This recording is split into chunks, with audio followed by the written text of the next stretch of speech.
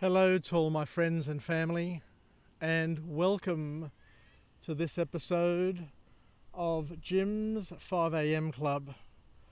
What I'd love to do today is go through a book entitled You Are What You Love. A book that was published on the 29th of March 2016 by an author named James Smith. And this book explores how our desires, shaped by daily habits and practices, form who we truly are. So the first key message to come from this author is that you are what you love, not just what you think. So there's a bit of emotion that goes into the equation that actually is the missing link and the magic glue. The author says that we often assume that what we believe shapes us. But in his own opinion, he says that our deepest loves and our driving desires actually are more responsible for creating and inspiring our actions and our identity. We talk about habit, and this author says that your habits shape your heart. I've never quite heard of that before, but it's an interesting way of looking at it. What he's saying is what we do all the time, or what we habitually do without even thinking, shapes our heart, shapes our emotions. The routines and practices we engage in on a daily basis are actually forming and creating our character, whether you realize it, whether you like it, or whether you're oblivious to it. Small habits cultivate long-term spiritual and moral transformations in our personhood. The author also mentions that we are always being formed by a thing called cultural liturgies. An interesting view and an unusual spin, but let's learn about what these cultural liturgies actually are. What the author says is that the world around us, which is constituted and based on media, shopping malls, entertainment, and acts, actually works to shape and become our secular liturgy, shaping what we value and what we focus on. So we need to be aware of these influences, and to be able to choose wisely is the counsel, the wise counsel that comes from this author.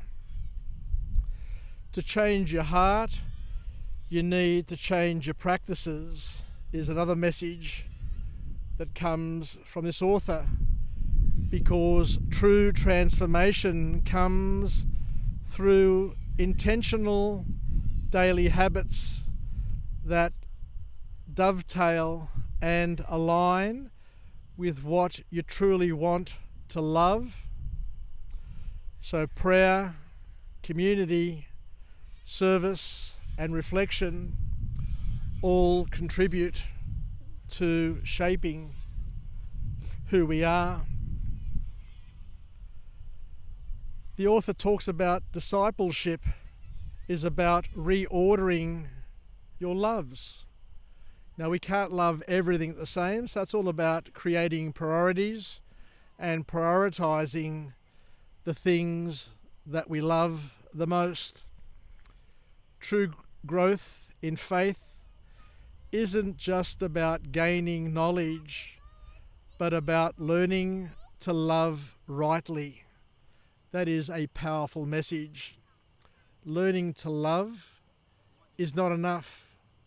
We need to learn to love rightly, putting God, virtue, and community above our self-centered desires. The author talks about how worship is a training ground for desire.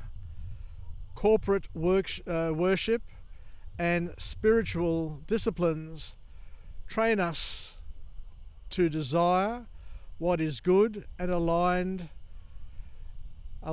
with God's mission, and align our heart with what God's vision is for the world. At the end of the day, we need to basically be doing the things that are God-pleasing, loving and serving God with all our heart, mind and soul, and also loving and serving our neighbour as we love ourselves. Your love is directed by what captivates your emotion, your obsessions, what we dream about, what we long for, what we obsess over, and what we imagine reveals what we truly love. You can't hide what you truly love. It becomes really obvious to all of those around you, because your priorities tell people where your heart is.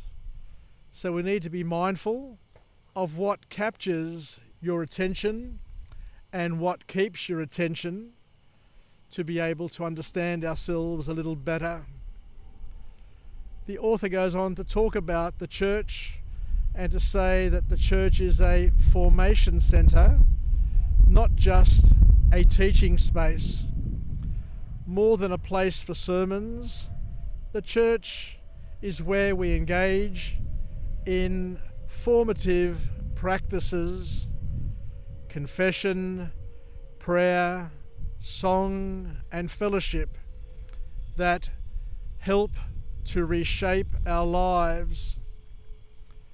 The author touches on parenting as well, and he says that parenting is a process of forming loves, not just by teaching rules. Raising children isn't about instruction, but also about immersing them in the rhythms and the habits that cultivate love for what is good. And the last point to come from this book, from this author, is that true freedom comes from loving the right things. Our culture equates freedom with unlimited choice, but in reality, time has shown us through generation upon generation that real freedom is the ability to desire and pursue what is truly good, beautiful, and just. So, in summary, this book challenges us to examine not just what we believe, but what we love, because our loves shape our destiny. So thank you very much for joining me on this episode of Jim's 5am Club, and I look forward to coming to you again from another place and with another message of empowerment. Bye for now.